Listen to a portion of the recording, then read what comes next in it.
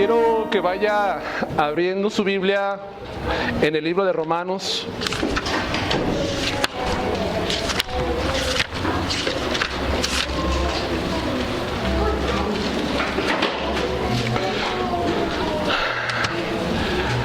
Romanos capítulo 3.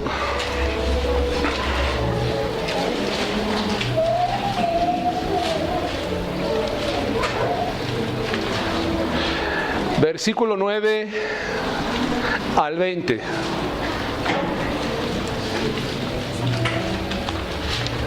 ¿Ya están allí en esta parte de la Biblia?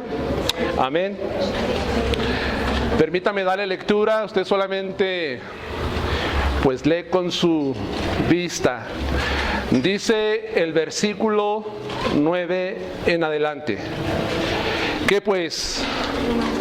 ¿Somos nosotros mejores que ellos? En ninguna manera. Pues ya hemos acusado a judíos y gentiles que todos están bajo el pecado. Como está escrito, no hay justo ni aun uno. No hay quien entienda. No hay quien busque a Dios. Todos se desviaron, a unas se hicieron inútiles. No hay quien haga lo bueno. No hay ni siquiera uno. Sepulcro abierto es su garganta. Con su lengua engañan. Veneno de aspidez hay debajo de sus labios. Su boca está llena de maldición y de amargura. Sus pies se apresuran para derramar sangre. Quebranto y desventura hay en sus caminos. Y no conocieron camino de paz. No hay temor de Dios delante de sus ojos. Pero sabemos que todo lo que la ley dice, lo dice a los que están bajo la ley, para que toda boca se cierre y todo el mundo quede bajo el juicio de Dios. Ya que por las obras de la ley ningún ser humano será justificado delante de él, porque por medio de la ley es el conocimiento del pecado. Vamos a orar, hermanos. Padre, en el nombre de tu Hijo Jesucristo, nos acercamos una vez más delante de tu trono para agradecerte por la vida que nos das el día de hoy, esa oportunidad de venir y buscar tu rostro como iglesia, exaltarte, alabarte, honrarte. Gracias, Padre, por la vida que nos permites, pero también quiero darte gracias por la vida espiritual que también nos has otorgado. Gracias, bendito Dios, porque antes estábamos muertos en nuestros delitos y pecados, pero cuando se manifestó la gracia tuya para con nosotros, nos mostraste tu misericordia, tu gracia para perdonarnos, salvarnos, llevarnos hacia ti por medio de tu Hijo Jesús. Padre, en Cristo Jesús te agradecemos por toda bendición espiritual que hemos recibido en lugares celestes. Gracias, Padre, por tu palabra que tenemos delante de nosotros, con el propósito de analizarla, ser instruidos y escuchar tu voz. Gracias, bendito Dios, en este momento. Te agradecemos a través de ese nombre que es sobre todo nombre, de tu Hijo Jesús. Amén.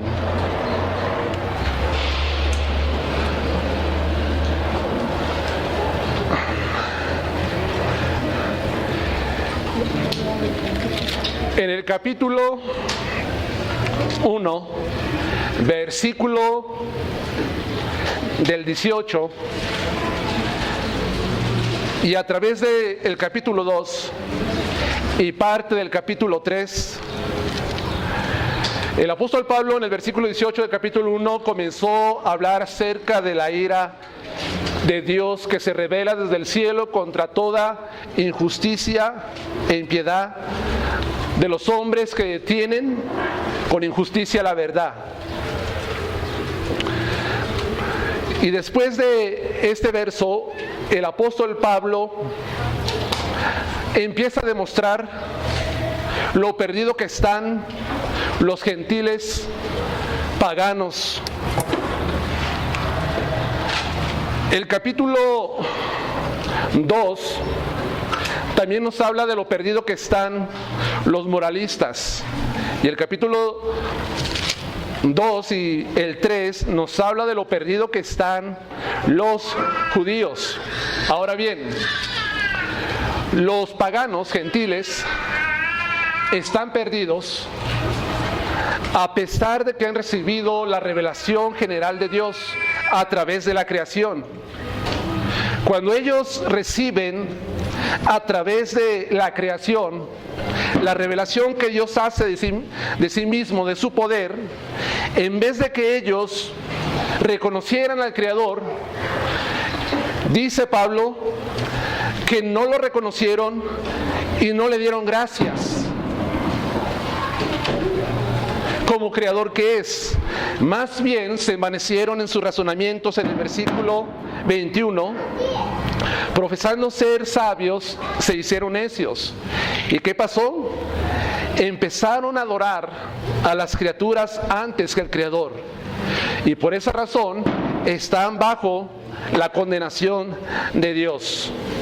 Además, también la vida de los gentiles ha sido caracterizada por una vida de desenfreno, según lo que viene describiendo el apóstol Pablo. Dios los ha entregado a una vida licenciosa y en cierta forma esta clase de personas están bajo la ira de Dios del abandono. Ahora, pero también dice el capítulo 2 acerca de aquellas personas moralistas, ya sean judíos o sean gentiles, aquellos que no son caracterizados por una vida licenciosa de vicios, a las que podemos llamar, entre comillas, como puntualizo, personas morales. Son todos aquellos que no viven una vida de vicios. Y al no vivir una vida de vicios, ellos se ponen por encima de los demás. Se valoran a sí mismos como superiores a los gentiles paganos, tomando el papel de jueces, un papel que no les corresponde a ellos, para juzgar a los otros. Pablo los exhibe en el capítulo 2, versículo 3, diciendo: y piensas, ¿O piensas esto, hombre, que tú que juzgas a los que tal hacen y hacen lo mismo, que escaparás del juicio de Dios? Claro que no van a escapar del juicio de Dios. Después que Pablo está hablando acerca de estas personas, en el versículo 17 empieza a hablar acerca del pueblo judío. Empieza a acusar a los judíos, aquellos que se jactaban de tener la ley de Dios.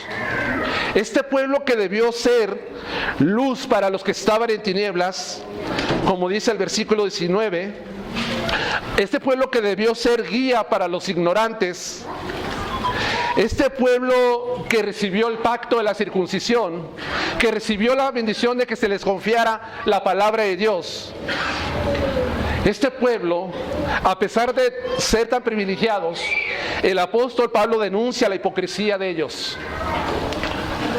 En el versículo 22 dice: tú que dices que no se ha de adulterar, adulteras. Tú que abominas de los ídolos, cometes sacrilegio. Tú que te jactas de la ley, con infracción de la ley deshonras a Dios, como está escrito: el nombre de Dios es blasfemado entre los gentiles por causa de vosotros.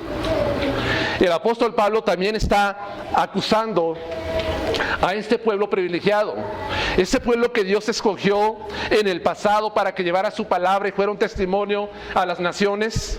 También está bajo la misma condenación, igual que los gentiles y los moralistas. Este pueblo no podía basar su seguridad en el simple hecho de ser descendientes de Abraham, ser practicantes de los ritos, de las ceremonias que estableció Dios en el Antiguo Testamento para que se pudieran acercar a Él. Este pueblo no podía basar su seguridad en el simple hecho de ser elegidos como una nación apartada en el mundo para que diera testimonio de Dios a los demás. Hermanos, el domingo pasado analizamos cómo esta clase de personas, los judíos, comenzaron a hacer objeciones, objetar. ¿Qué significa eso? A levantar argumentos para rechazar el mensaje que el apóstol Pablo estaba predicando, rechazar el mensaje del evangelio. Y los argumentos que ellos levantaron para rechazar el mensaje era prácticamente apelando a las promesas de Dios para salvarlos. Decían: Dios ha prometido que somos su pueblo y que nosotros tenemos un lugar muy especial delante de Él. Dios ha hecho un pacto también con nuestros antepasados, con nuestros padres. Dios no nos puede castigar. Confundían que Dios no solamente era fiel a sus promesas, sino que Dios estaba en todo su derecho de castigarlos y condenarlos con el resto del mundo. Ellos estaban levantando calumnias contra el mensaje de Pablo. Ellos decían en el versículo 8 del 3:8, ¿y por qué no decir cómo se nos calumnia? Estaban calumniando. Y como algunos cuya condenación es justa, afirman que nosotros decimos: hagamos males para que vengan bienes. Como diciendo, entre más mal nos portemos, mejor, más bendición vamos a recibir. Obviamente, tales acusaciones estaban fuera de la realidad, de acuerdo al apóstol Pablo. Pero a pesar de todo el análisis que ha hecho el apóstol Pablo respecto al hombre, y el apóstol Pablo lo ha hallado culpable, sucede algo: que los hombres tienen la tendencia a negar que son culpables. Es una tendencia muy común en la humanidad, de negar la culpabilidad. ¿Por qué tenemos esa tendencia de no reconocer con facilidad que en verdad no somos lo suficientemente buenos para ser aceptados delante de Dios? ¿Por qué los hombres nos resistimos tanto para aceptar que en verdad somos malos? Y no estoy hablando palabras imaginarias, es verdad. Predicamos el evangelio a las personas y la gente dice que es buena. A pesar de que nosotros le hemos mostrado su pecado, su culpa, les puntualizamos: si Dios te juzga en el día de hoy, ¿a dónde crees que irías? No, pues yo iría al cielo. ¿Por qué? Porque no soy tan malo. A lo mejor reconozco que en cierta forma soy malo, pero no tanto como los demás. Hay una resistencia para aceptar esta verdad de lo malo que somos. Cuando tenemos un pecado contra alguien, ¿por qué no lo reconocemos tan fácilmente? ¿Ha visto usted eso en su propia vida? ¿Ha visto eso usted entre los demás? Que hay un pecado, pero no se reconoce con tanta facilidad. Es más, hacemos todo lo opuesto para defendernos delante de aquella persona o defendernos delante de todos. Muevo mar y tierra para defenderme, para demostrar que no soy culpable, para demostrar que no soy malo, para demostrar que yo no tengo pecado. Hacemos todo esto, hermanos, para escudarnos también en nuestros razonamientos. Mi razonamiento dice que yo no tengo la culpa, no soy culpable yo. Esto es semejante a lo que hace un niño. Los niños afirman con lágrimas en sus ojos que jamás han tocado lo que sus padres les prohibieron que no tocaran. No sé si a usted le ha pasado, ha tenido una experiencia con sus propios hijos que les dice: no toques por favor esto, pídeme permiso, y cuando yo te dé el permiso lo puedes tener. Por ejemplo, no toques la mermelada, dice alguien, no la puedes comer.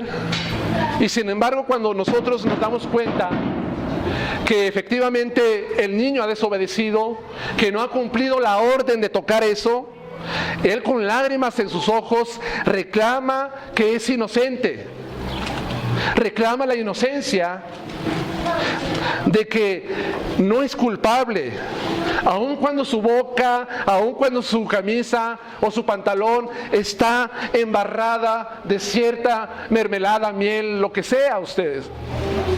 Eso es muy común, que a pesar de que se prueba la culpabilidad, que no es inocente, trata de defenderse, de escudarse en sus propios razonamientos. Así pasa con los niños, pero también es el caso, hermanos, de los hombres adultos.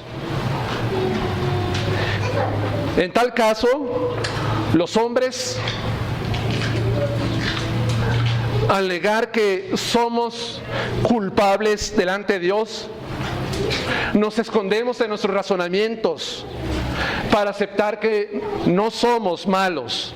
Aun cuando somos expuestos a la verdad del Evangelio, el hombre dice, no soy malo. Pablo, no somos tan malos como tú dices. Es más, hay personas que han hecho un análisis de la conducta de los hombres y dicen, no, el hombre no es malo en sí mismo. Los hombres somos buenos. Los hombres no estamos perdidos, no estamos corrompidos. Simplemente somos buenos todos. ¿Por qué dices que somos malos? ¿Por qué nos has culpado de esta manera, Pablo? Si queremos saber nosotros en verdad de la condición del hombre, de lo que es el hombre, ¿a quién tenemos que recurrir? ¿A quién tenemos que ir? ¿A los psicólogos? ¿Al sociólogo? ¿A los políticos? ¿A los intelectuales de este mundo para que nos definan la condición en la que está el hombre? Claro que no. Si hemos de entender nosotros en qué condición está la humanidad, debemos de ir con aquel que creó a la humanidad, con Dios, con el Señor. Por eso Pablo, en los versos del 9, del capítulo 3, del verso 9 al versículo 20, lo que va a hacer Pablo es que va a desarmar por completo al hombre que se escuda en su inocencia delante de Dios. Pablo lo va a desarmar por completo, con toda la intención de dejarlo sin defensa para justificarse delante del Señor. Eso es lo que busca Pablo, desarmar a la humanidad, dejarlo sin argumento alguno para justificarse delante de Dios. Es como si Pablo les estuviera diciendo, les he dado muchos argumentos de lo culpable que son, pero esta es mi acusación final contra todos ustedes, usando el testimonio de las Escrituras. A veces qué difícil es desarmar a las personas en sus opiniones. Y llegamos a decir dichos tales como, este es terco como una mula. No entienden que están equivocados. Son necios en su propia opinión. Se han hecho sabios a sí mismos. Por eso Pablo va a concluir todo lo que ha venido escrito desde el capítulo 1 hasta el versículo 20 del capítulo 3 sobre las acusaciones o los cargos que Dios tiene contra toda la humanidad. Vamos a ver prácticamente tres cosas en esta tarde. Lo primero que vamos a ver es que todos los hombres son pecadores, están dominados por el pecado. Lo segundo que veremos es, déjeme ver mi nota, es que el pecado del hombre los ha deformado de tal manera hacia Dios y hacia el mismo hombre. Y usando el testimonio de las Escrituras. Y en tercera parte vamos a estar viendo, por supuesto, que todos los hombres son declarados culpables, quedan expuestos al juicio de Dios. Todos los hombres son declarados culpables y quedan expuestos al juicio de Dios. En el versículo 9, para ver este punto, dice Pablo: ¿qué pues? ¿Somos nosotros mejores que ellos? En ninguna manera, pues ya hemos acusado a judíos y a gentiles que todos están bajo el pecado. Todos los hombres son pecadores, está diciendo en otras palabras Pablo. Todos los hombres están dominados por el pecado, sean tanto judíos como gentiles. El apóstol Pablo empieza pues en el versículo 9, ¿qué pues? Otra traducción dice lo siguiente en este versículo: ¿a qué conclusión llegamos después de que les he mostrado todo? ¿Qué es la conclusión? Bueno, dice: ¿somos mejores nosotros que ellos? ¿A qué se refiere Pablo que somos nosotros mejores que ellos? Pues ya hemos acusado a gentiles y a judíos que todos están bajo el pecado. ¿Cómo podemos entender estas palabras de que Pablo está escribiendo como una pregunta en forma retórica, parece a simple vista? ¿Cómo lo vamos a entender? Me gusta cómo traduce la Biblia Dios habla hoy, 1996, dice: ¿qué pues? ¿Tenemos nosotros los judíos? Me gusta cómo traduce esta Biblia. ¿Tenemos nosotros los judíos alguna ventaja sobre los demás? Claro que no. Claro que no. ¿A qué conclusión llegamos, pues, de que los judíos no tenemos ninguna ventaja sobre los demás? Los judíos no somos mejores en ninguna manera. Según esta traducción, alude que los judíos no son mejores que los gentiles. No están creados de una especie de material superior al resto de las naciones, de los pueblos. Tanto judíos como gentiles están en la misma condición. El comentarista bíblico William MacDonald, en su famoso comentario sobre el Nuevo Testamento, presenta esta frase de esta manera. Él lo presenta de esta forma: objetor. Está diciendo: ¿somos los judíos mejores que los gentiles, pecaminosos por la posición especial en el plan de Dios? O más bien, ¿somos los judíos peores que los gentiles? En ninguna manera. Pablo responde: en ninguna manera. La negación más fuerte que se usa en la carta. Y continúa diciendo Pablo: ya hemos acusado a judíos y a gentiles que todos están bajo el pecado. Acusar es un término legal para designar a una persona que se le ha imputado un delito. Mejor dicho, los judíos y los gentiles son culpables delante de Dios por sus delitos, por sus pecados. No hay acepción delante de los ojos de Dios. No hay acepción. Todos están bajo la misma condición.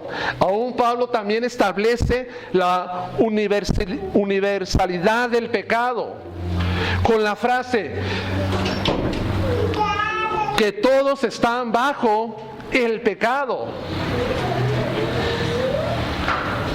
El pecado es universal. Es para todos los hombres el pecado. Están manchados, contaminados. Todos están pues bajo el pecado. Como diciendo, este es un problema, el pecado, en el cual no hay quien escape de él. ¿Quién puede escapar ante el pecado? ¿Algunos de los que estamos aquí hemos escapado? ¿De los que están afuera están exentos de pecado en su vida? Claro que no. El pecado pues es universal. Sean paganos, sean moralistas, sean judíos, sean sabios, sean incultos, sean reyes, sea gente común, religiosos, no religiosos, pobres, ricos, hombre, mujer, esclavo, libre.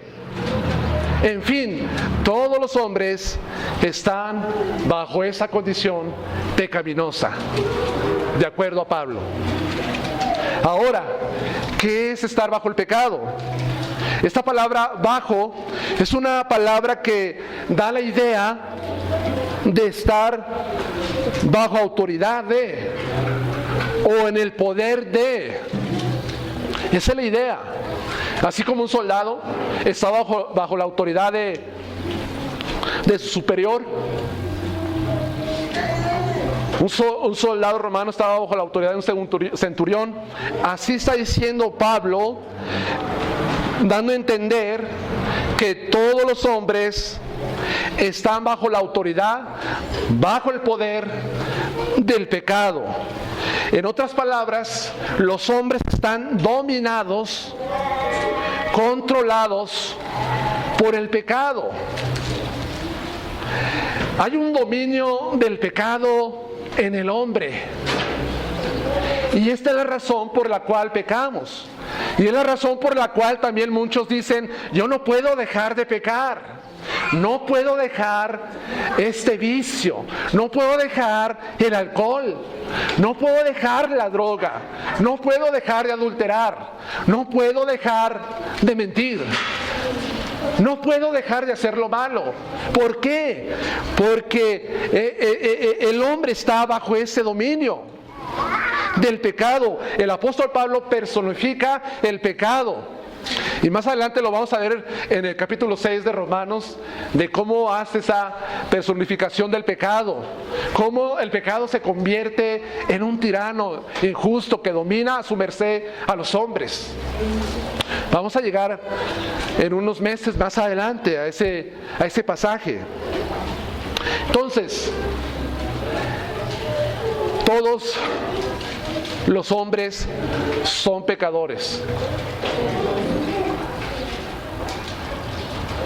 No es que los hombres hacen ciertas cosas buenas o ciertas cosas malas de vez en cuando.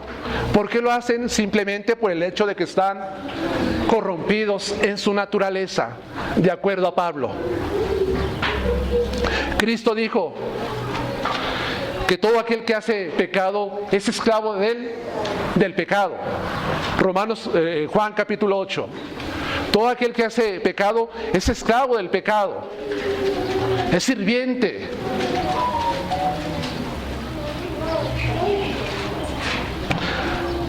Entonces Pablo quiere dejar en claro que no hay una persona que pueda escapar del pecado. Y el pecado lo hemos definido que es todo lo opuesto a la santidad de Dios. Es lo opuesto al carácter perfecto y santo de Dios, el pecado. Ahora bien, pasemos a lo que Pablo les va a comentar usando el testimonio de las Escrituras a los hombres. Lo que Pablo quiere mostrar es que el pecado ha deformado en su carácter al hombre, en su dirección vertical hacia Dios y en la dirección horizontal hacia sus semejantes. El pecado ha hecho eso, los ha deformado de tal manera. Y por eso Pablo dice en el versículo 10, como está escrito, no hay justo ni aún uno. Él usa algunas secciones de la palabra de Dios del Antiguo Testamento para agrandar la acusación y cargos contra la humanidad. Esta palabra, como está escrito, no hay justo ni aún uno, obviamente se encuentra en el Salmo 14, versículo 1, versículo 2 y 3. No voy a estar buscando en esta tarde todas las citas porque esto llevaría mucho tiempo. Pero está escrito en el Salmo que no hay justo ni aún uno. Tal pareciera que hay personas que en cierta manera hacen cosas buenas. ¿O no es verdad? Que sale de ellos cosas buenas y quizás tienen una forma de vivir mejor que muchos. Tal pareciera eso, hermanos. Pero estas acciones de algunos que parecen que son cosas buenas no están en proporción de obrar conforme al estándar de santidad y perfección de Dios. Cuando decía Pablo, no hay justo, yo me preguntaba, ¿en verdad no hay personas justas en este mundo? ¿Acaso no vemos nosotros en algunas partes de la Escritura que dice que varón justo y temeroso de Dios? Y luego llegamos al Nuevo Testamento y encontramos que el papá de Juan Bautista era un hombre justo, temeroso. ¿Cómo puedo entender esto? ¿Cómo es lo que dice la Escritura que no hay justo ni aun uno? Si vemos que hay ciertas personas que tratan de hacer cosas buenas y vivir mejor que los otros. Esto se puede entender, hermanos, pues que sus obras no están a la proporción del estándar de santidad y perfección que glorifica a Dios.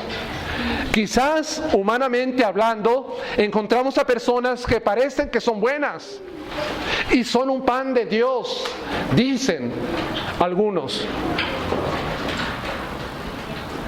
Pero el testimonio de las Escrituras es que no existe tal persona en este mundo que pueda llenar todas las exigencias que Dios demanda para ser justos delante de sus ojos. No existe alguna persona así. Aun cuando las obras son buenas, muchas veces están influenciadas o se hacen por motivos egoístas, por motivos no verdaderos, sino por pretensiones, por tener ventaja, por conseguir algo. Y no es así. Nosotros los hombres vemos este tipo de acciones, pero Dios ve siempre los motivos por los cuales las personas obran. Dios siempre ve las acciones. Entonces la acusación es que no hay justo ni aun uno. Se ha deformado el carácter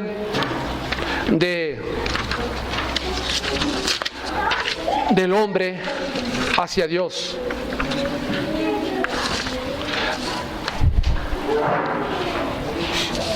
Ahora, hermanos,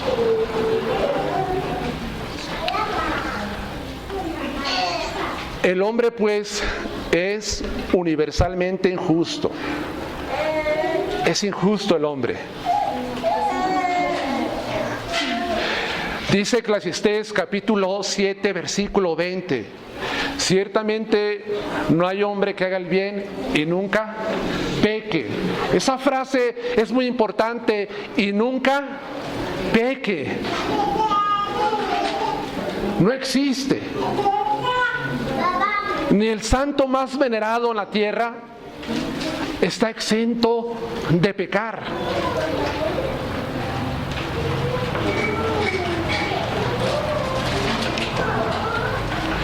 Dice también Primera de Juan capítulo 1 versículo 8: si decimos que no tenemos pecado, ¿qué hacemos? Mentimos y la verdad no está en nosotros. No está en nosotros. ¿Sabe qué pensaba el pueblo judío? ¿Qué pensaban los judíos de los demás? Ciertamente estos hombres gentiles, pecadores de nacimiento, no como nosotros. El resto de las naciones, ellos traen una naturaleza pecaminosa desde que nacen, pero nosotros no. Entonces Pablo los desarma y dice, no te equivoques, no hay persona en la tierra que nunca peque, que sea perfecto ante los ojos de Dios. No lo hay, jamás lo habrá. Solamente una persona que ha caminado por este mundo, que no ha pecado, que no cometió pecado, que caminó en la perfección, en la santidad, solamente Cristo, solamente Él. Después de Cristo, nadie ha vivido en perfección, según las Escrituras. Al hombre siempre le gusta hacer alarde de su justicia propia, exhibirse, lo bueno, lo generoso, lo amable, lo santo, lo puro que soy ante los demás. Tal es el ejemplo que da Cristo de la famosa parábola del publicano y el fariseo, de alguien que se jactaba externamente de sus obras, pero internamente era corrupto, incapaz de entender la verdad de Dios. Eso pasaba. Ahora, no solamente el hombre es universalmente injusto, sino que el hombre está en una incapacidad espiritual para entender la verdad de Dios de forma natural. Los hombres naturalmente no entienden las verdades de Dios. Está discapacitado. Es incapaz el hombre de entender lo que Dios ha dicho. Es un ignorante espiritualmente el hombre. Tiene ignorancia espiritual. Es verdad que el hombre ha llegado a desarrollar su intelecto en ciertas áreas de la medicina, de la tecnología, de la ingeniería,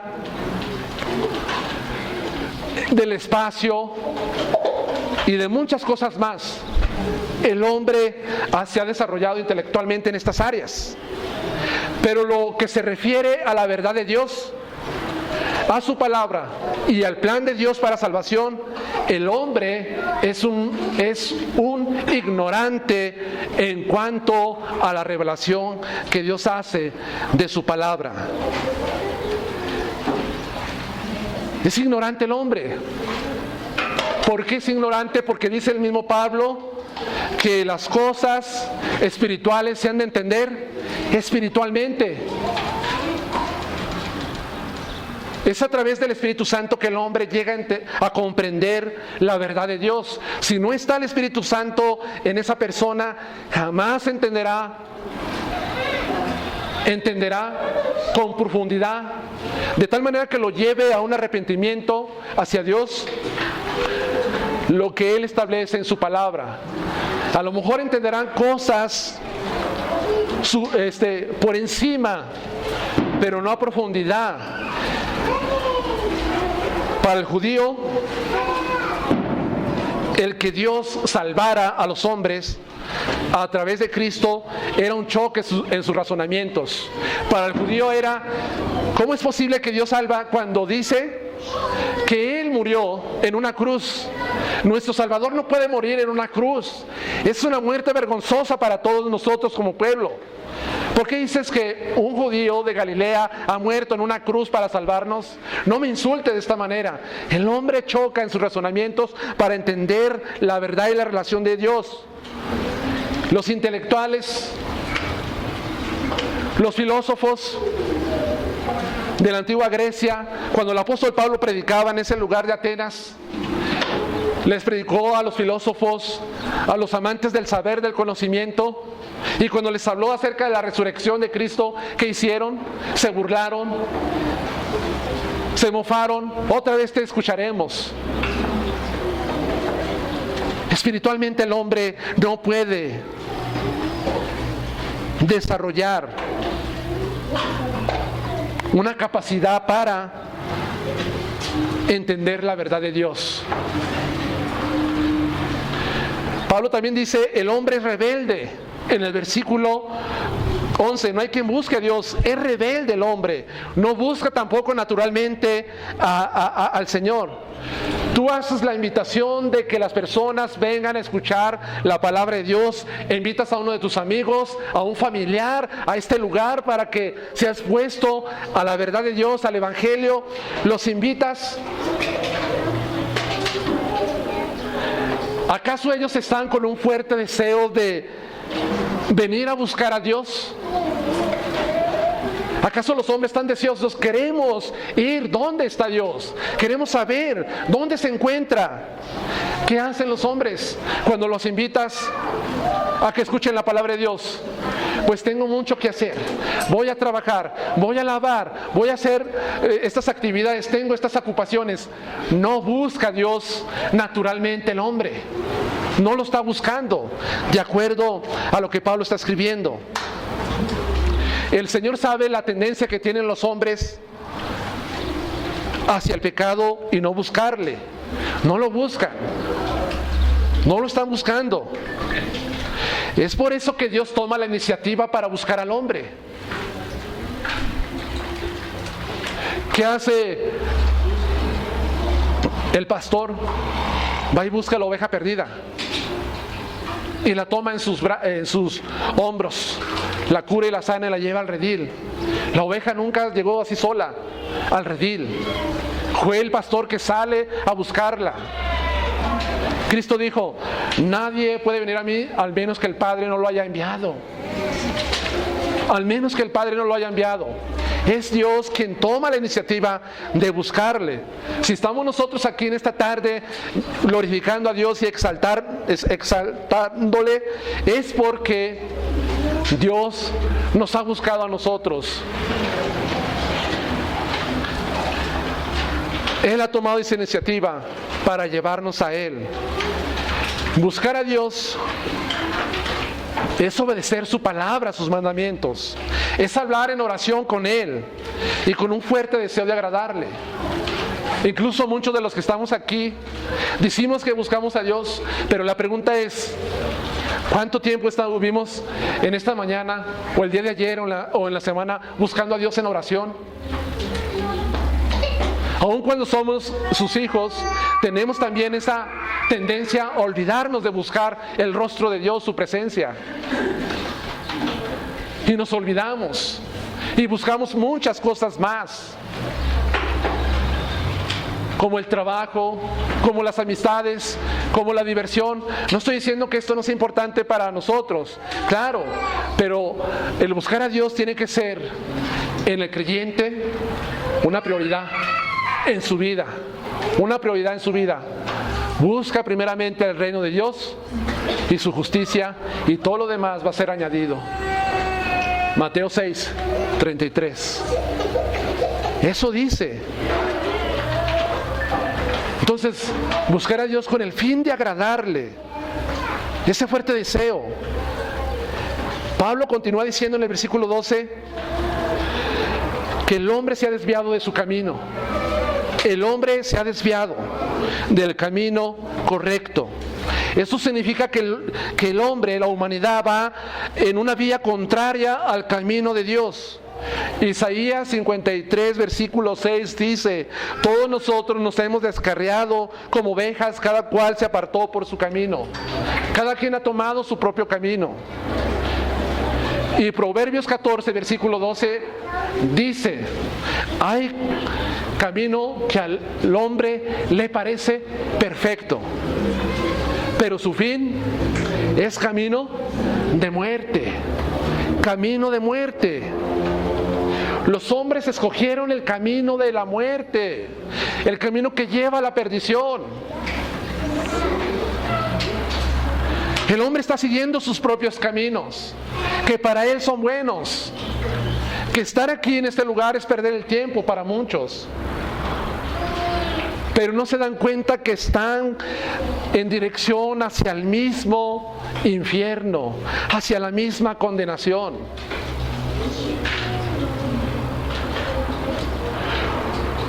Dice el versículo 12, se hicieron inútiles. Los hombres, la humanidad se ha vuelto infructuosa espiritualmente. En otras palabras, no están cumpliendo con los propósitos de Dios. Es como si fuera un pámpano sin fruto, cuyo destino solamente es ser cortado y lanzado al fuego infernal. Juan 15:6 nos habla sobre lo infructuoso de algunos pámpanos. Dios viene a buscar fruto de nuestras vidas. Él vino a buscar fruto de su viña que plantó, que era Israel.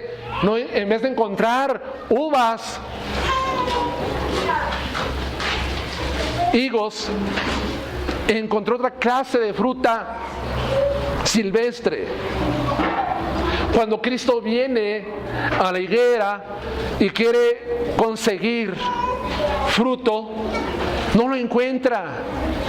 ¿Acaso el Señor Jesús no sabía que no era tiempo de dar higos? ¿Lo ignoraba? Él creó todas las cosas, las estaciones del año. Él sabe perfectamente cómo funciona el mundo, la naturaleza, la vegetación. ¿Acaso ignoró eso? Pero sin embargo, Cristo lo que hizo es que quiso demostrar a la nación de Israel lo infructuoso que fueron, lo infructuoso que es el hombre, que no lleva fruto alguno. Entonces, el hombre se ha vuelto inútil para el propósito de Dios. El hombre sin Cristo, estoy hablando. Ahora, también dice que todos se desviaron se hicieron inútiles, no hay quien haga lo bueno, no hay ni siquiera uno. Es exactamente lo mismo que escribe en el versículo 10, de que el hombre está corrompido. El hombre no hace lo bueno a la perfección a los ojos de Dios. No están a ese estándar para glorificar a Dios. No hay ni siquiera uno. No hay uno. Entonces todo esto que vemos en el versículo 10 al 12 nos habla de la deformación del carácter del hombre hacia Dios. Pero ahora pasemos a ver la deformación del carácter de los hombres hacia los hombres. Versículo 13. Sepulcro abierto es su garganta. Con su lengua engañan. Veneno de aspidez hay debajo de sus labios. Está diciendo Pablo, y deja de manifiesto lo perverso del carácter del hombre, lo malo que es. Y él quiere dejar en claro que esto se va a demostrar inevitablemente, se manifestará en el hablar de las personas, en su diálogo, en sus conversaciones. Cristo dijo, de la abundancia del corazón habla la boca. El buen hombre saca del corazón cosas buenas o cosas malas. Mateo 12, versículos 34 y 35. Pablo está describiendo que los hombres tienen una garganta semejante a los sepulcros abiertos, a una tumba. Tú abres una tumba y ¿qué es lo que qué es el olor que suelta? Es un olor fétido, putrefacto. Eso es lo que haces cuando abres una tumba. ¿Qué está diciendo Pablo con esto? De que los hombres tienen una garganta, que su garganta es como un sepulcro abierto. Está diciendo que del hombre salen palabras corrompidas contra los demás. salen esas palabras corrompidas, pudridas, putrefactas, fétidas contra los demás.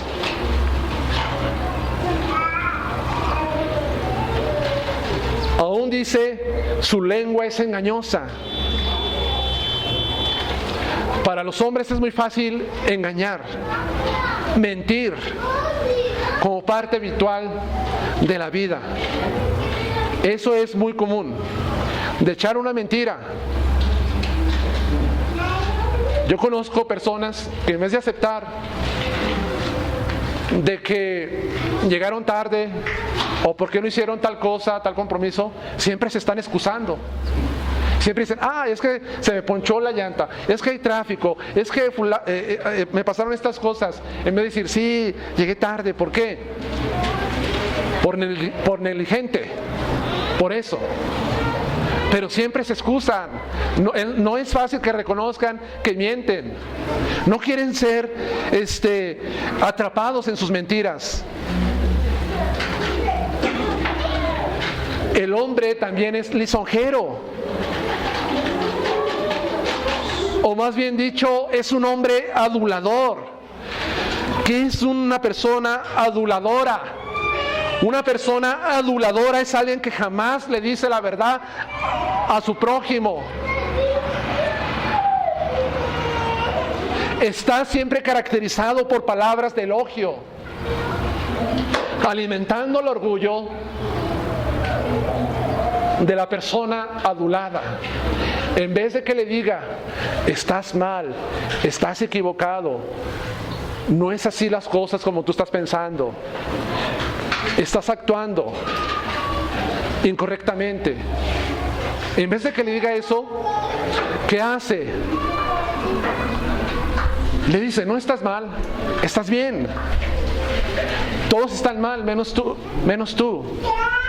No queremos nosotros de ninguna manera tener personas aduladoras a nuestro lado, porque en vez de hacernos bien nos hacen un mal los aduladores. En vez de confrontarnos a nosotros con nuestro pecado, con nuestra maldad, nos fomentan más hacia el pecado y a que nos llenemos de orgullo por sus palabras lisonjeras. Esto está tomado de lo que dice el Salmo 5, versículo 9. Ahora, sus palabras son venenosas, dice el 13, con su lengua engaña, veneno de aspidez hay debajo de sus labios. Son venenosas las palabras de los hombres. ¿Qué hace el veneno, hermana Benita? El veneno mata a las personas. El veneno de una víbora, de una aspidez, como dice aquí, tiene la capacidad de quitar la vida a los hombres. Ahora, lo que está diciendo la Escritura, que igual como el veneno mata, hay palabras que son muy venenosas, que pueden matar como lo hace el veneno. Palabras muy venenosas que producen el mismo daño que el veneno. Pensemos cómo una palabra nuestra ha causado demasiado daño a otros. Hay palabras que llevan todo el veneno, toda la intención de destruir y de matar. Hay muchas palabras, hermanos, que se dicen para dañar a los otros. Cristo y Juan el Bautista describieron a su generación, a los líderes religiosos, como camada de víboras. De ahí es donde sale el dicho, esta persona es una víbora, este hombre es una víbora, ¿verdad? Ahora dice el versículo 14 que su boca abunda de maldición y amargura. Su boca abunda de maldición y amargura. La palabra maldición es la palabra ara en el hebreo. Se refiere a la idea de una imprecación intensa. Quiero que escuchen bien esto, hermanos. Esta palabra maldición se refiere a la idea de una imprecación intensa en lo que se desea lo peor a una persona. Que tú le deseas lo peor a otra persona, lo peor de lo peor. Y se hace expresión pública de ese deseo por medio de críticas y difamaciones. Cuando alguien se expresa mal de alguien, tienes que tener el discernimiento, el entendimiento, cuál es la intención de lo que está detrás de esas palabras. Porque detrás de esas palabras está el deseo, desearle lo peor a una persona. ¿Y cómo se va a hacer siempre? Por medio de las críticas y la difamación. La persona que trae algo contra alguien en su corazón no se queda callada. No se queda callada. Siempre busca la manera de estar hablando de esa persona con los demás. Una persona que está sana de su corazón, que no tiene ese deseo de que a la persona le vaya mal, se queda en silencio y no va proliferando de persona en persona lo malo que es ese hombre o que es esa mujer. No lo hace.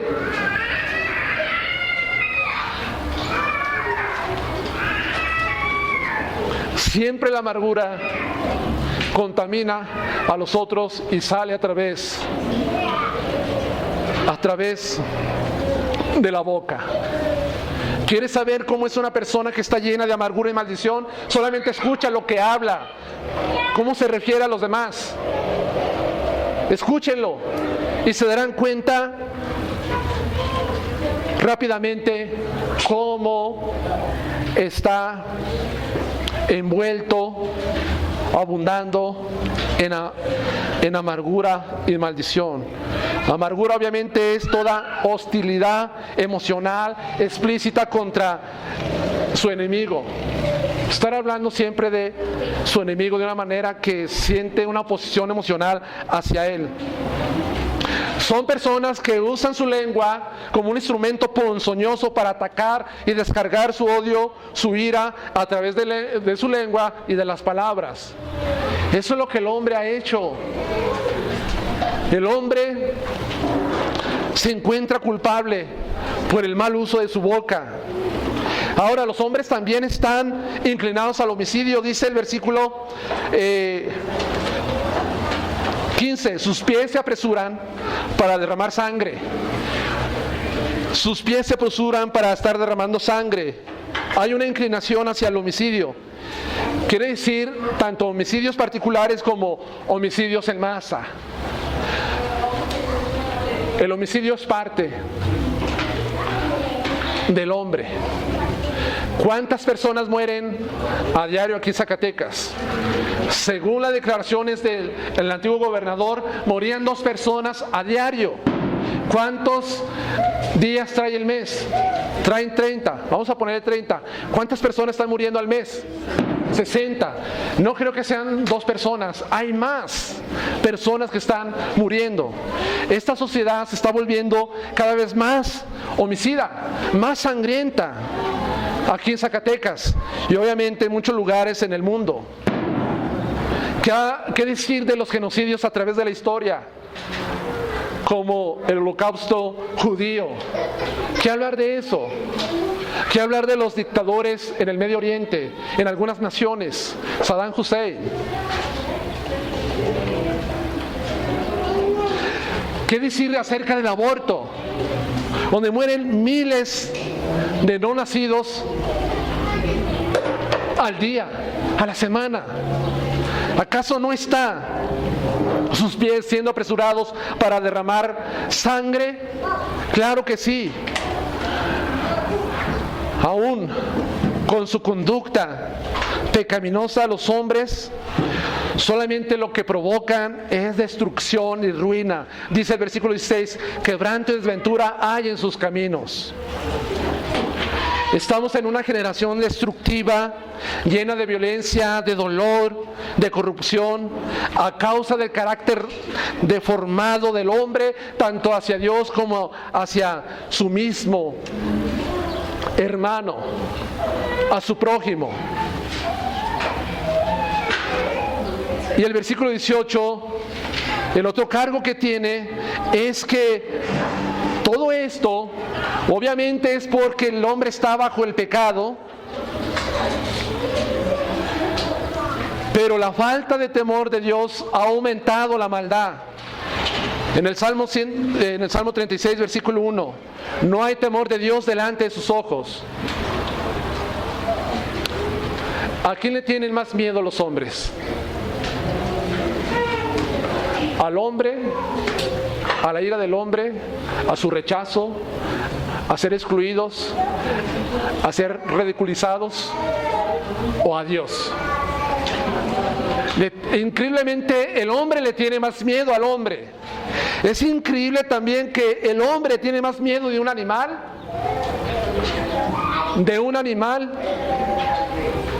que de Dios mismo.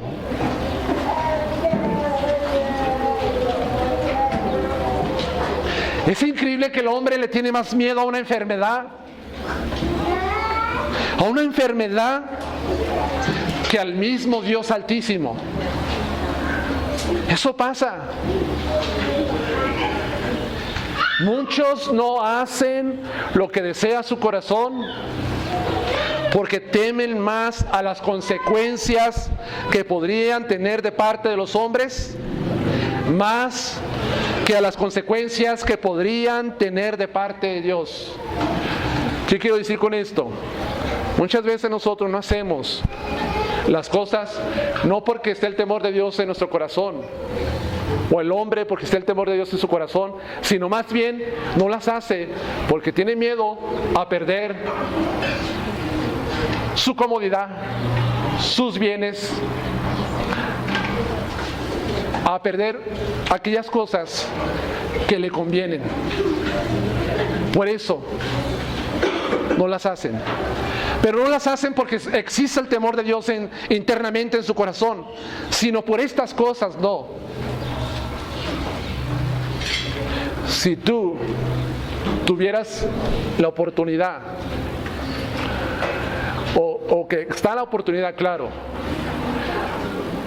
de irte de tu casa huyendo con otra mujer, está en tu corazón, lo haces, lo harías, pero no lo haces porque no quieres perder la comodidad de tu casa, no quieres perder a tus hijos, pero no porque te duela realmente o porque el temor de Dios esté en tu corazón. No hay temor de Dios en la humanidad, no hay. Ahora, es obvio, hermanos, que no todos hemos cometido estos pecados, ¿verdad que no? Es obvio que no los hemos cometido, pero el hombre tiene la naturaleza capaz de cometerlos todos. Esto lo dice un comentarista bíblico de apellido McDonough.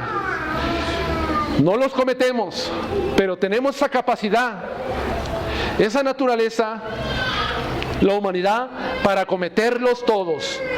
Entonces, Pablo concluye con estos cargos, esta radiografía de la condición del hombre, de la condición humana, que es el resultado de estar bajo el pecado y de cómo el temor de Dios ha desaparecido de sus vidas.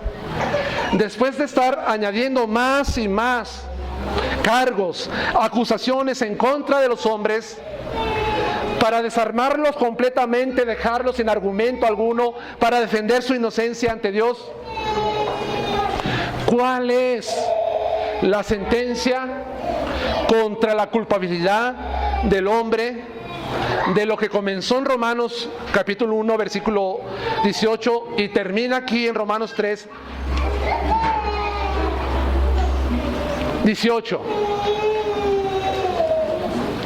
¿Cuál es la sentencia? ¿Cuál es el veredicto? ¿Cuál es? Todos los hombres, como punto número 3, son declarados culpables, quedan expuestos al juicio de Dios, versículo 19. Pero sabemos que todo lo que la ley dice, lo dice a los que están bajo la ley, para que toda boca se cierre y todo el mundo quede bajo el juicio de Dios. ¿Qué está diciendo Pablo? Que los hombres no pueden abrir su boca para declararse inocentes, justos delante de Dios. No puede usted declararse justo. Su sentencia es experimentar el juicio de Dios, es ser expuesto a la ira, a la justicia de Él. Esa es la declaración final para la humanidad. No puede escapar el mundo de Dios. Dice que esto es para todos aquellos que están bajo la ley, tanto la ley escrita en tablas como también la ley impresa en los corazones de los hombres. Así que prácticamente todos los hombres estamos en ese problema, porque está la ley escrita, pero todos tenemos también la ley natural de Dios en el corazón. Ya no puede el hombre probar su inocencia, ya no tiene nada que decir. Y recalco, lo único que le queda es cerrar la boca ante Dios y experimentar su juicio justo contra la humanidad. ¿Es justo, pues, el juicio de Dios para todos los hombres?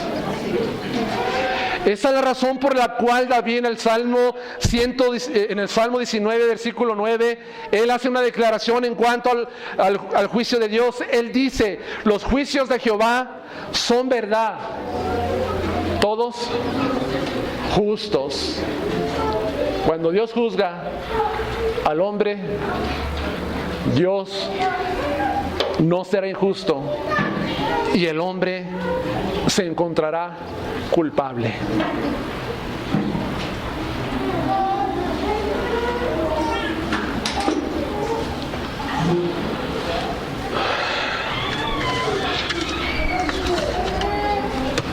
Entonces, ¿hay alguna otra evasiva? ¿Hay otro modo de mostrar la inocencia del hombre? Jamás. Ya con esto que he escrito es suficiente para declararlo culpable. Entonces, hermanos, lo que aprendemos en estas lecciones, en este estudio más bien, es que no hay persona suficientemente justa para escapar del juicio de Dios. Todos los hombres son culpables, están dominados por el pecado.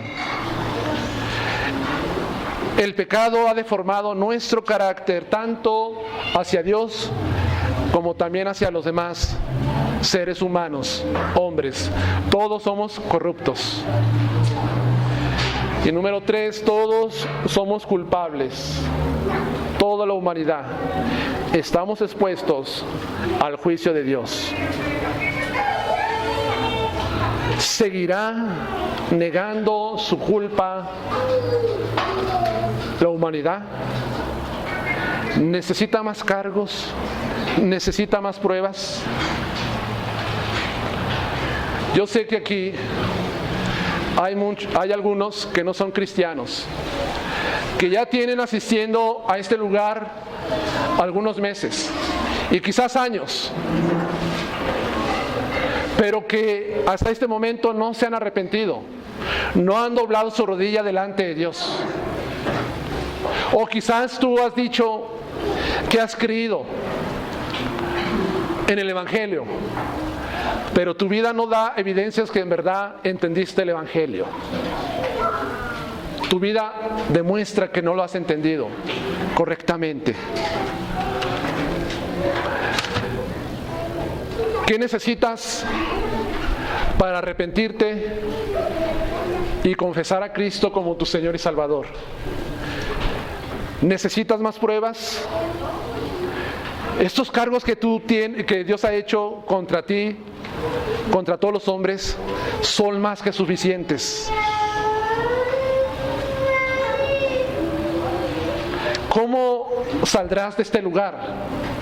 O los que nos escuchan en la internet, seguirán escuchando, cuando no tienen segura su vida ni siquiera para el día de mañana o para a medianoche en la tarde. Saldrás por esta puerta como un convicto al juicio de Dios y llevarás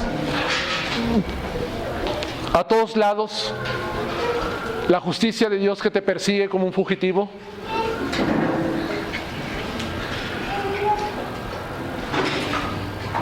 No es suficientemente lo que se has puesto para que tu corazón sea quebrantado y te vuelvas a Dios. Que no eres lo suficientemente bueno ante los ojos de Dios, que estás contaminado por el pecado. De que en verdad no estás buscando a Dios de corazón.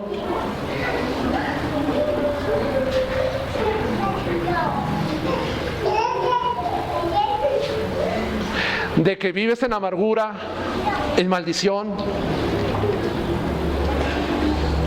en engaño, que lo único que has encontrado en tu vida es quebranto y desventura en tus caminos.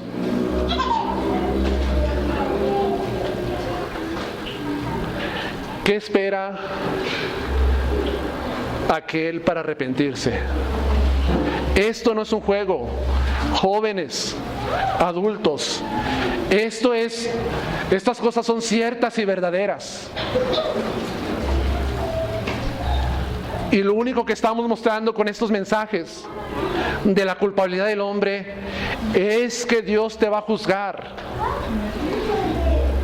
No eres inocente. Necesitas urgentemente tratar tu problema más grande en tu vida, que es el pecado.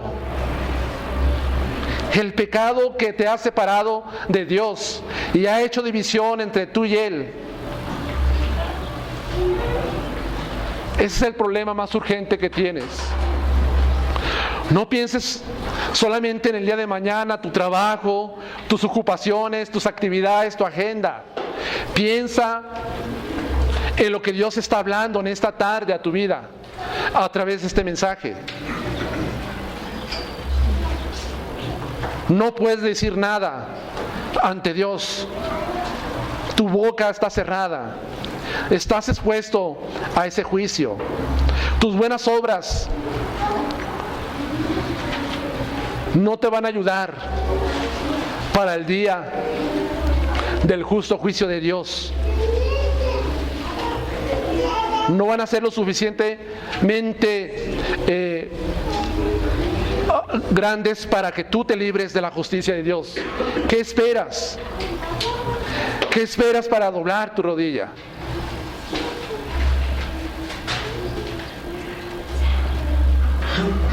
Estos cargos Dios tiene contra ti. Y si tú eres de aquellos cristianos que has creído en Cristo Jesús, no está de más predicarnos el Evangelio continuamente a nuestras vidas. Bienaventurado todo aquel que se predica el Evangelio a sí mismo, a pesar de que ya Cristo lo salvó y lo rescató, pero sigue teniendo esa conciencia de su pecado, sigue teniendo esa conciencia de lo culpable que era, y que si no es a través de la gracia y la misericordia de Dios, no podía estar en este lugar y entrar al trono de gracia de Dios. Estoy aquí, estás aquí, si eres cristiano, para predicarte a ti mismo el Evangelio.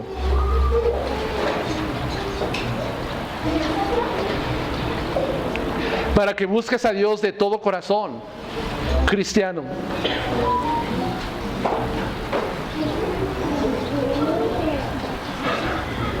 Para que el temor de Dios crezca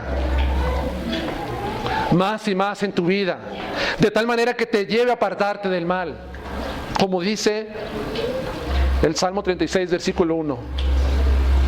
Que tengas una conciencia abierta del temor de Dios, que te lleva a reverenciarlo, a adorarlo, a glorificarlo. Y también esa conciencia de que Dios se ha manifestado antiguamente con su ira, con sus juicios, y que Dios castiga.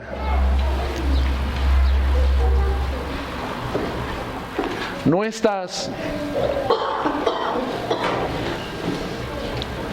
si tú no eres cristiano,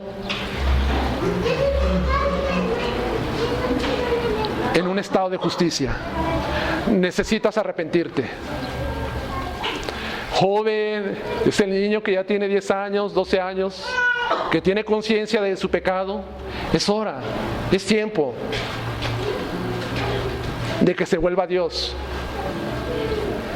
de todo corazón.